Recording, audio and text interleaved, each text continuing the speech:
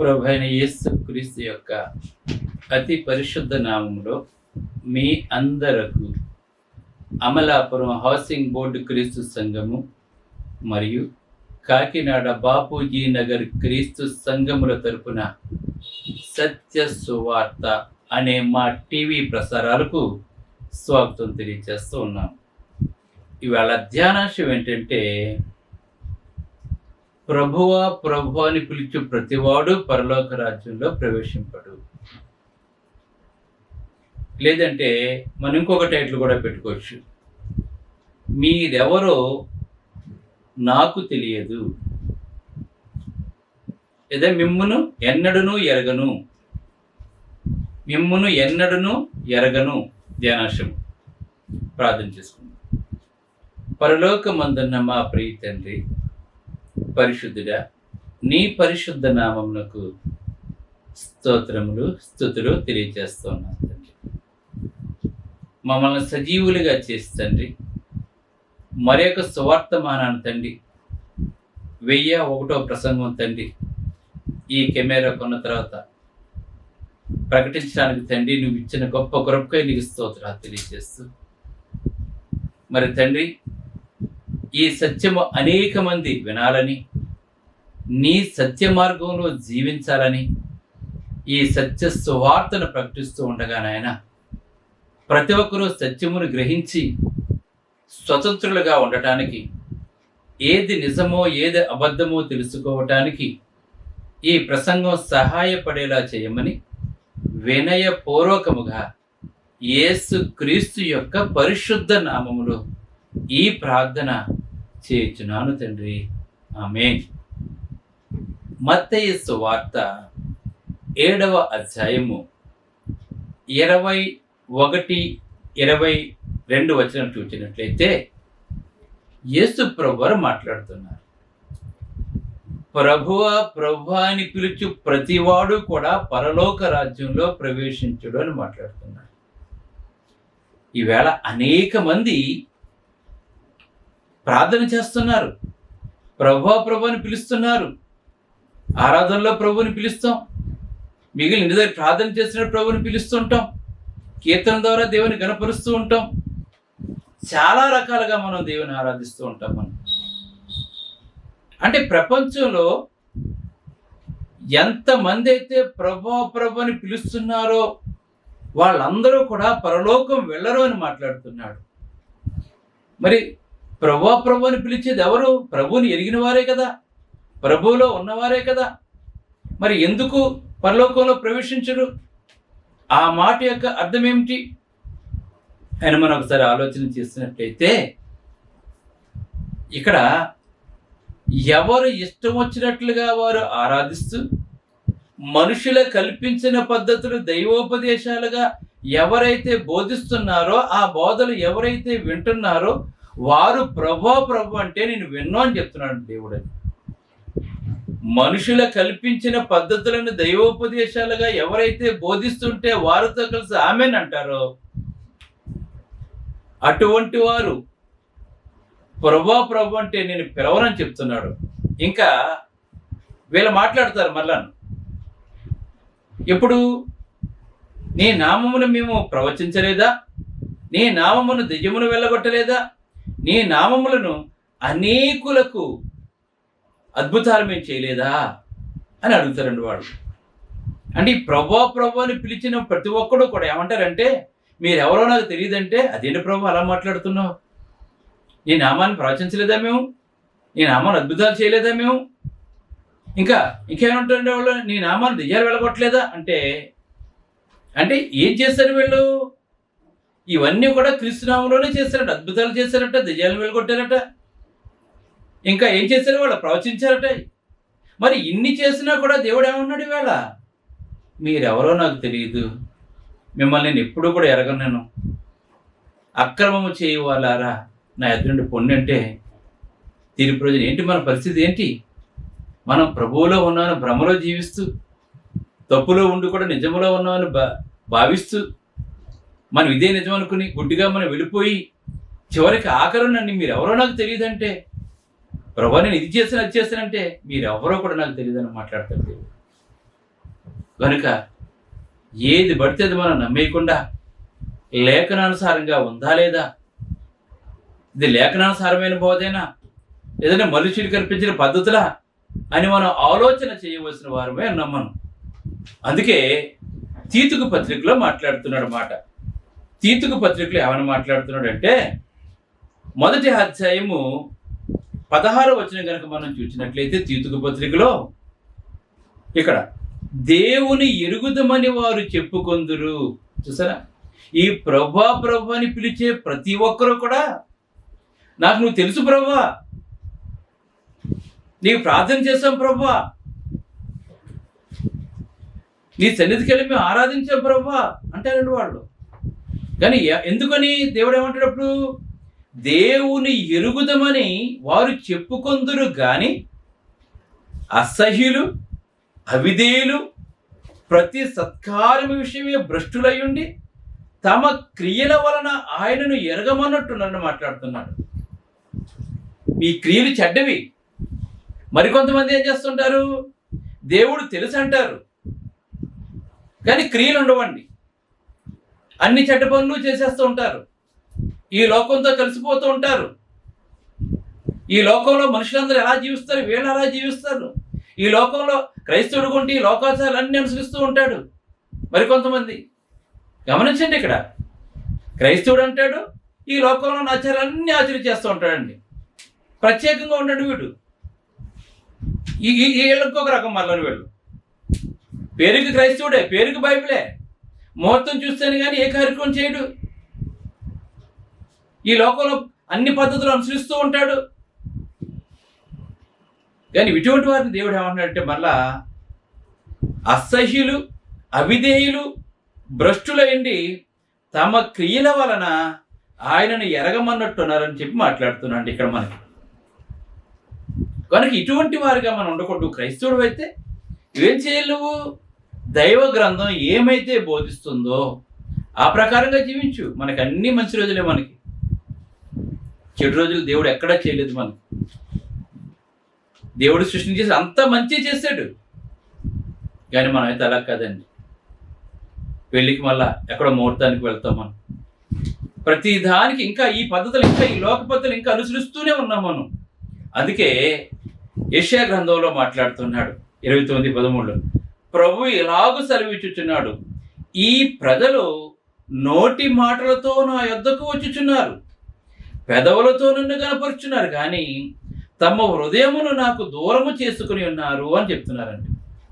వాళ్ళ హృదయాలు ఎలా ఉన్నాయి? చాలామంది వాళ్ళ దేవుని సన్నిధిలోకి వస్తున్నారు, కానీ వారి హృదయాలు ఎలా ఉన్నాయంటే నాకు దూరంగా ఉన్నాయని చెప్పి మాట్లాడుతున్నారండి. మరి ఎలా కనపరుస్తున్నారు ప్రభా? ఎప్పుడు చూసినా హల్లెలూయా అంటూ ఉంటారు, ఎప్పుడు చూసినా దేవునికి స్తోత్రాన్ని మాట్లాడుతూ ఉంటారు, ఎప్పుడు చూసినా యేసయ్య యేసయ్య అంటూ ఉంటారు అని మనకు అనిపిస్తూ ఉండొచ్చండి. కానీ ఈ నోటి మాటతోనూ ఎద్దకు వచ్చినారు, పెదవులతోనూ కనపరుస్తున్నారు, కానీ ఏంటి ఈ పెదవుల నుంచి మాత్రమే మాట వస్తూ ఉంటుంది, కానీ వారి హృదయం నాకు దూరముగా ఉన్నారు. వారు నా ఎడల చూపు భయభక్తులు మానవుల విధిని బట్టి నేర్చుకోలేని మాట్లాడుతున్నారండి. ఇప్పుడు నేను చెప్పిన ప్రకారంగా వాళ్ళు చేయటం లేదు. వాళ్ళు మానవులు ఏమైతే చెప్తున్నారో అది చేసి అక్కడ నా దగ్గరకు వస్తారని చెప్పి మాట్లాడుతున్నారండి. అంటే దేవుడు చెప్పింది చేయట్లేదని వీళ్ళు. ఇవాళ చూసినట్లయితే బైబిల్లో ఎక్కడా కూడా కొత్త నిబంధన గ్రంథంలో పండగ అనే పదం మనకు కనపడదండి. పాత నిబంధనలు అనేక రకాల పండుగలు ఉన్నాయి మనకి. పాత నిబంధన కాలంలో పస్కా పండుగ ఉంది, పర్ణశాల పండుగ ఉంది, పెంతెకొస్తు పండుగ ఉంది, ఇంకా చాలా రకాల పండుగలు ఉన్నాయండి మన పాత నిబంధన గ్రంథంలో. కానీ కొత్త నిబంధన గ్రంథంలో ఒక్క పండుగ కూడా మనకు లేదండి. మనకి పండుగ అన్న మాటే మనకు కనపడదండి. మీరు పండుగలు చేయొద్దనే మాట తప్పండి. అయితే ఈవేళ మనం పోస్టర్లు చూస్తూ ఉంటాం. మనం ఎన్ని క్రైస్తవులు ఎన్ని పండుగలు చేసేస్తున్నారో ఆ బోర్డు ఏదో ఏదో పండుగ ఉంటుందండి, పక్కన కింద ముందు ఏదో కొటేషన్ ఉంటుంది, దాని పక్కనేమో పండుగ ఉంటుందండి. సభలో చెప్పి మాట్లాడుతూ ఉంటారు. వాక్యానుసారంగానే మనం జీవించాలి. వాక్యం ఏం చెప్తుంటే అదే మనం చేయాలి. కానీ అందుకే మీరు నా ఎడల చూపు భయభక్తులు మానవుల విధులను బట్టి నేర్చుకోవాలని మాట్లాడుతుంది. ఈవేళ యేసుప్రభు 40 దినాలు ఉపవాసం ఉన్నాడు, కరెక్టే, ఆయన ఉన్నాడు. మోషే కూడా కొండ మీద దేవునితో మాట్లాడుతున్నప్పుడు సీనాయి కొండ మీద 40 దినాలు ఏమి తినలేదండి ఆయన. కరెక్టే. కానీ మనల్ని 40 దినాలు ఉపవాసం ఉండమని చెప్పలేదండి. మనల్ని ఎక్కడా కూడా 40 దినాలు మీరు ఉపవాసం ఉండండి, లింటి దినాలు పాటించండి, శ్రమ దినాలు పాటించండి, ముఖం వికారం చేసుకోండి, నాన్ వెజ్ మీరు తినొద్దు, పెళ్ళిళ్ళు చేసుకోవద్దు, శుభకార్యాలు చేసుకోవద్దు, ఎందుకంటే ఈ 40 దినాలు దేవుడు శ్రమ దినాలు కనుక అని చెప్పి ఇది దేవుడు పెట్టలేదండి. దేవుడు పెట్టలేదు, దేవుడు చెప్పలేదు. కానీ ఏం చేస్తారు? 40 దినాలు ఏం చేస్తారు? ఎంతో భయభక్తులతో వచ్చేసి ఆ దేవుని సన్నిధిలో గడిపేస్తూ ఉంటారండి. ఇవన్నీ ఎవరు పెట్టారు? ఇవి మానవుల విధులను బట్టి మీరు ఏం చేస్తున్నారు, వాళ్ళు ఏం చెప్తే మీరు అలా చేస్తున్నారు కనుక మిమ్మల్ని నేను యాక్సెప్ట్ చేయను, మీరెవరో నాకు తెలియదని మాట్లాడుతున్నారండి. అటువంటి వారిగా మనం ఉండకూడదండి. నేను ఆమెను ఇచ్చేయలేదంటే మీరు ఎవరో నాకు తెలియదు అని మాట్లాడుతున్నట్టు. దేవుడు ఎందుకు తెలియదు? దేవుడికి నువ్వెవరో తెలియదా అంటే నువ్వు సరిగా ఆరాధించట్లేదు, యథార్థవంతంగా ఆరాధించట్లేదు, ఆత్మతో సత్యముతో ఆరాధించట్లేదు, దేవుడు చెప్పిన పద్ధతిలో ఆరాధించట్లేదు, లేఖనానుసారంగా ఆరాధించడం లేదు, మనుషులు కల్పించిన పద్ధతులు నీకు ఏం చెప్తే అది చేస్తున్నావు. నువ్వేళ ఈవేళ ఆదివారం ఆరాధన కూడుకోవటం మానేసి ఈవేళ సంఘం ఎక్కడ చెదిరిపోద్ది, ఎక్కడికి వెళ్ళిపోతారని చెప్పేసి అస్తమానం నెలలో 2-3 సార్లు ఏదో మీటింగ్ పెడుతూనే ఉంటాడండి అక్కడ. ఎందుకని చెదిరిపోతాడండి, మళ్ళాను ఏదో పండుగ చేస్తూనే ఉంటాడండి అక్కడ. కానీ ఆత్మతో సత్యంతో ఆరాధించేది మనకు చాలా ఇంపార్టెంట్ అని చెప్పి దేవుడు తెలియజేస్తున్నాడు. ఇంకా యోహాను రాసిన మొదటి పత్రిక 2:4 చూసినట్లయితే ఆయనను ఎరుగున్నామని చెప్పుకొనుచు. ఇవాళ చాలా మంది ఏంటంటే ఆయనను ఎరిగి ఉన్నామని చెప్పుకొనుచు ఆయన ఆజ్ఞలను గై కొనని వాడు అబద్ధికుడు, వానిలో సత్యమే లేదండి. ఇవాళ చాలా మంది చేసేది అంటే నాకు యేసుప్రభు తెలుసు, నేను బాప్తిసం పొందాను, నేను సంఘ కార్యక్రమంలో పాల్గొంటున్నాను, నాకు దేవుడు అంటే నాకు చాలా ఇష్టం, నేను ఉపవాసం కూడా ఉంటున్నాను అని మాట్లాడుతూ ఉంటారండి. కానీ అటువంటి వారిని ఏమంటాడంటే దేవుడు స్థాపించిన సంఘంలోనూ ఉండకపోయినా, దేవుడు బోధించిన బోధ ప్రకారంగా నువ్వు ఆరాధన చేయకపోయినా, నువ్వు నీ క్రియలు కూడా లేకపోయినట్లయితే ఆయనని ఎరిగి ఉన్నామని చెప్పుకొనుచు ఆయన ఆజ్ఞలను గైకొనని వాడు అబద్ధికుడు, వానిలో సత్యమే లేదని మాట్లాడుతున్నాడు. చూడండి ఎన్ని రిఫరెన్సులు తీసి చూపిస్తున్నాడు చూడండి. వానిలో సత్యమే, ఎందుకంటే నువ్వు దేవుడు చెప్పిన ప్రకారంగా చేయవు. నువ్వు ఈవేళ బైబిల్ ఒకటే కానీ అనేక రకాల బోధలు అండి. ఈవేళ ఒక్కొక్కరు ఒక్కొక్క రకంగా ఆరాధన చేస్తూ ఉంటారండి. అందుకే ప్రకటన గ్రంథము 21:27 మాట్లాడుతున్నాడు. ఎవరిని మాట్లాడుతున్నాడంటే గొర్రె పిల్ల యొక్క జీవ గ్రంథమందు వ్రాయబడిన వారే పరలోక రాజ్యంలో ప్రవేశిస్తారు. గొర్రె పిల్ల యొక్క జీవ గ్రంథములో ఎవరి పేరైతే ఉంటుందో వారే దానిలో ప్రవేశించురు. కానీ నిషిద్ధమైనదైనను అసహ్యమైనదైనను అబద్ధమైన దానిని జరిగించేవాడైనను దాంట్లోనికి ప్రవేశింపడని మాట్లాడుతున్నాడు. అంటే ఈవేళ నిజం కంటే ఈవేళ అబద్ధాలు ఎక్కువ బోధిస్తున్నారండి. ఈవేళ నిజానికంటే అబద్ధాలు ఉదాహరణ తెలియజేస్తాను చూడండి.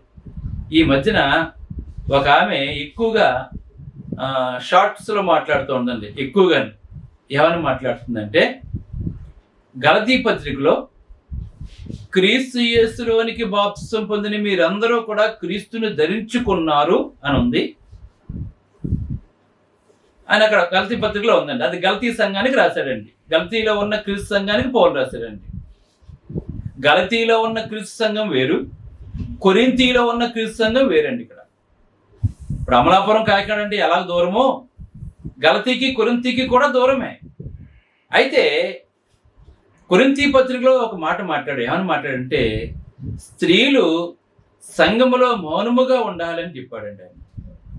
స్త్రీలు సంఘములో మౌనంగా ఉండాలి, స్త్రీ సంఘములో మాట్లాడటం అవమానకరము అని అక్కడ ఉందండి. అక్కడ ఈవిడేం చెప్తుందండి, కొరింథీ సంఘానికి వచ్చినప్పుడు, కొరింథీలో ఉన్న క్రీస్తు సంఘానికి పౌలు వచ్చినప్పుడు అక్కడ వాళ్ళు ఇంకా రక్షించబడలేదు కనుక అలా చెప్పాడు. అక్కడ దేవుడు ఎలా చెప్పాడు, స్త్రీ సంఘంలో మౌనంగా ఉండాలి, మాట్లాడితే అవమానం అని చెప్పి బాప్తిసం పొందలేదు కనుక వాళ్ళు అప్పుడు అలా చెప్పాడు. గలతీ సంఘంలోకి వచ్చినప్పటికీ వాళ్ళు రక్షించబడ్డారు కనుక అది ఇంక చెల్లుబాటు కాదని చెప్తుందండి. అబద్ధ బోధండి అది. తనకి ఏమీ రావండి అసలు. తను పెద్ద ఇంటెలిజెంట్ అని చెప్పి అనుకుంటుంటుంది తను. అలా చెప్పాడు దేవుడు. కొన్ని గలతీలో ఉన్నవాళ్ళు ఇంకా ముందు రక్షించబడలేదు, రక్షించబడలేదు ఎలాగన్నాడు అన్నా దానికి ఒక అర్థం ఉంటుంది. కొరింథీ సంఘం వేరు, గలతీ సంఘం వేరు, దానికి దీనికి బోల్డ్ దూరం ఉంది. కానీ ఎవరిష్టం వచ్చిన బోధలో వాళ్ళు చేసేస్తారు. ఇంకో మాట మాట్లాడుతుందండి, కోరాహు కుమారులు మోషే మీద తిరుగుబాటు చేయడానికి కారణం ఏంటో తెలుసా అంటే, ఇవి పెద్ద విజ్ఞాని, ఇవిడికి అన్నీ తెలిసిపోయింది. కనుక ఏం చెప్తుందంటే, మోషే కేవలం సేనాయి కొండ మీదకి వెళ్ళి ధర్మశాస్త్రం దేవుడు చెప్తే తెచ్చాడు అంతే. ఇంక మిగిలింది ఏమి చేయలేదు ఆయన. మిగిలినంతా చేసిన వారు ఎవరు? యెహోషువ. అలాగనే కోరాహు కుమారి మిగిలిన చేసిన వాళ్ళందరూ వీళ్ళు. గనుక మోషే ఒక్కడేనా? మేము కూడా అర్హత లేదా మాకు యాజకత్వం చేయడానికి అని అడిగారు. మోషే ఏమీ చేయలేదంటండి. కేవలం ధర్మశాస్త్రాన్ని మాత్రమే దేవుడితే తీసుకొచ్చారంట. అందుకని చెప్పి వాళ్ళు తిరుగుబాటు చేశారు. ఆ తిరుగుబాటు చేయటం వల్ల నేల నెరవేర్చి నాగేస్తుందని చెప్పేసి మోషే తక్కువ చేసి మాట్లాడుతున్నాడు అక్కడ. మోషే అల్పకాలము పాపభోగములు అనుభవించుట కంటే దేవుని ప్రజలతో శ్రమ అనుభవించడం మేలని తన సింహాసనాన్ని రాజరికాన్ని విడిచిపెట్టేసినటువంటి వాడంట అతను. తన చిన్నప్పుడు తన తల్లి ఏ దేవుని గురించి అయితే నేర్పించిందో ఆ దేవుని బోధ నిమిత్తం అబద్ధం ఆడినటువంటి వాడంట అతను. ఆ దేవుని కొరకు 40 సంవత్సరాలు ఎన్నో శ్రమలు అనుభవించినటువంటి వాడండి.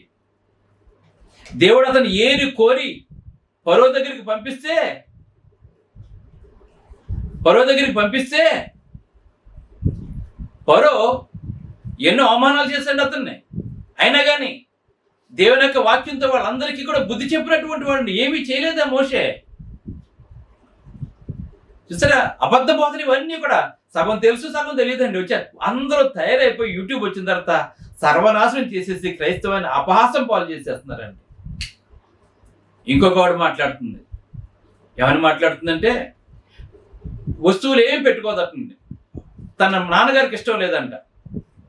వాళ్ళ అమ్మ మీద ఇంటికి వెళ్తే కుట్టించేస్తుందంట. అందుకని వాళ్ళ నాన్నగారు మాట్లాడలేదంట. అందుకని చెప్పి ఇంటికి వచ్చిందని తీసేస్తుంది. మంచిది, బాగానే ఉంది. అయితే ఈవిడ మాత్రం ఖరీదైన చీరలు వాడుతుంటుంది, ఖరీదైన ఇంట్లో ఉంటుంది, ఖరీదైన కారులో తిరుగుతూ ఉంటుంది. ఏమండి, విలాసవంతమైన ట్రిప్స్ చేస్తూ ఉంటుందండి. ఇతర విదేశాలకు వెళ్ళి లక్షలు ఖర్చు పెట్టిన విదేశాలు వెళ్తూ ఉంటారండి వీళ్ళు. అంటే ఇవన్నీ అంటే కేవలం చెవులి ముక్కులి తీసేస్తే అది పెట్టుకుంటే తప్పు. ఈ విలాసవంతంగా ఖరీదైన చీరలో, ఖరీదైన బట్టలో, ఖరీదైన బంగ్లాలో, మరి అపోస్తులు కానీ యేసుప్రభు కానీ ఇటువంటి ఖరీదైన బట్టలు, ఖరీదైన బంగ్లాలు, విలాసాలకు ఎక్కడికి కూడా వెళ్ళలేదండి వాళ్ళు. చెప్పేది ఒకటి, చేసేది ఒకటి అండి వాళ్ళు. ఇవన్నీ కూడా అబద్ధ. తెల్లారు లెగిస్తే బైబిల్ పట్టేసుకుని ఏయో చెప్పుకొచ్చేస్తున్నాడు, ఏయో కథలు చెప్పుకొచ్చేస్తుంటాడు వాడు. విన్నవాళ్ళు ఆహా ఓహో. మళ్ళీ దాన్ని మళ్ళీ ఏం చేస్తుంటారు, మళ్ళాను స్టేటస్లో పెడుతుంటారండి వాటిని, అబద్ధాలని. ఇంకో 10 మందికి పంపించడానికి అబద్ధాలు. నిజాన్ని ఎవడో నమ్మడండి. నిజాన్ని నమ్మాలి మనం, అబద్ధాన్ని కాదు నమ్మేది. అందుకే గొర్రె పిల్ల యొక్క జీవగ్రంథమందు వ్రాయబడిన వారే దానిలో ప్రవేశిస్తారు. కానీ నిషిద్ధమైనదే, అసహ్యమైన దానిని, అబద్ధమైన దాన్ని జరిగించేవాడు ఎవడో కూడా దాంట్లో ప్రవేశించడు. మరి నువ్వు అబద్ధం మాట్లాడుతూ ప్రభు అంటే దేవుడిని ఎలా యాక్సెప్ట్ చేస్తాడు? నీకు దేవుడు చెప్పలేనివన్నీ కూడా తీసుకొచ్చి మనుషుల మీద రుద్దేస్తూ ఉంటారు. ఈవేళ నువ్వు తెల్లచీర తెల్ల జాకెట్ కట్టుకోకపోతే నువ్వు దేవుని సన్నిధికి రావద్దని చెప్పేస్తాడు. దేవుడు ఎక్కడ చెప్పాడు నీకు ఎలాగని చెప్పేసి. సత్యము లేని చోట్ల, సత్యములో లేకపోతే నువ్వు ప్రభు నువ్వు ఎన్ని ఉపవాసాలు ఉన్నా ఎన్ని చేసినా కూడా దేవుడు ఎవరో మీరు నాకు తెలియదని మాట్లాడుతూ ఉంటాడు. అందుకే క్రీస్తు సంఘాలు సత్యాన్ని ప్రకటిస్తూ ఉంటాయి. క్రీస్తు సంఘాలు మాత్రమే సత్యాన్ని ప్రకటిస్తూ ఉంటాయి.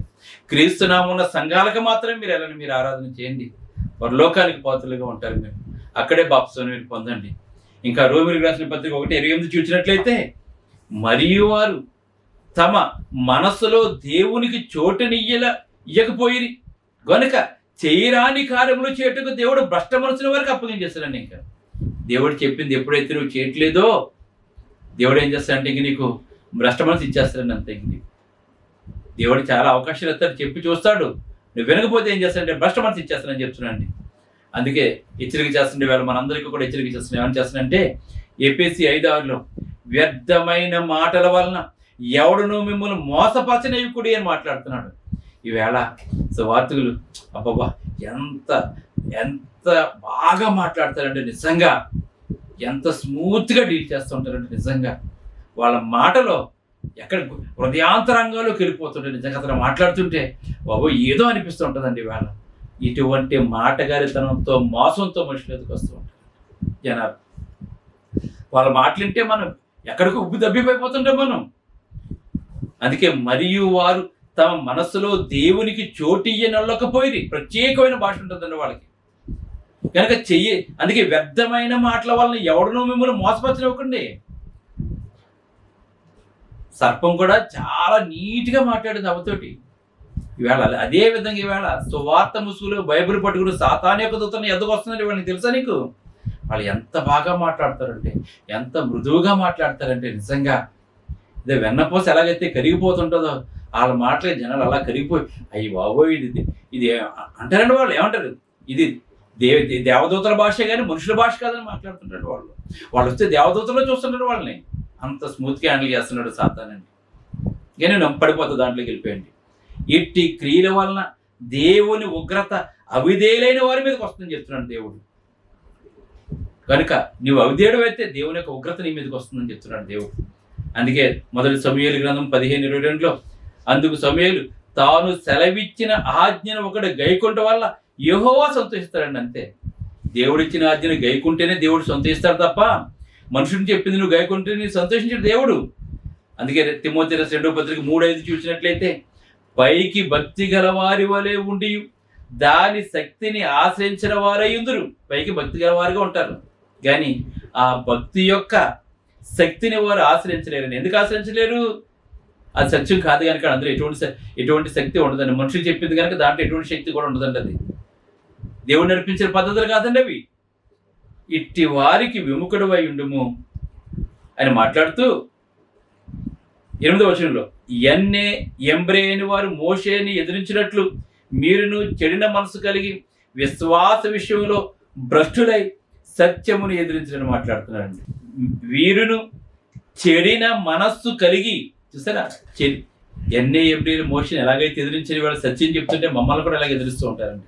అందుకే వీరును చెడిన మనసు కలిగి విశ్వాస విషయంలో భ్రష్టులై సత్యమును ఎదిరిస్తారని మాట్లాడుతున్నారు. కనుక వేళ అనేక మందికి చెప్తున్న వేళ నమ్మటం లేదండి. వేళ పైగా మమ్మల్ని దూషిస్తున్నారు, మమ్మల్ని శపిస్తున్నామని చెప్పి అడుగుతున్నారండి వాళ్ళు బయటికి వెళ్ళిపోయి.